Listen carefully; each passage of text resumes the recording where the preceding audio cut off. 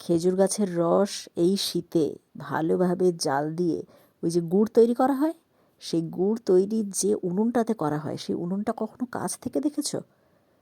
এই দেখো, এখানে দেখো, এই যে একটা লম্বা শেপের উনুন তৈরি করা আছে, এখানে গুড় তৈরি হবে। আর গুড়টা তৈরি করার জন্য যে বড় ওই পাত্রটার মধ্যে গুড়টা তৈরি করা হবে, সেই পাত্রের সাইজে আর শেপে ঠিক মাটির একটা বড় উনুন টাইপের তৈরি করা হয়েছে এপাশে। এই তো এখানে দেখো, এই জায়গাটার ওপর পাত্রটা বসানো হবে। আর এখানে দেখলাম খড় জাল দিয়ে এই গুড়টা তৈরি করা হচ্ছে। অনেক জায়গায় কাঠের জ্বালানিতেও তৈরি করা হয়। এই দেখো, জ্বালানি ঢোকানোর জন্য এই দিকের মুখটা করা আছে। তারপর ওই পাশে বসবে এই পাত্রটা।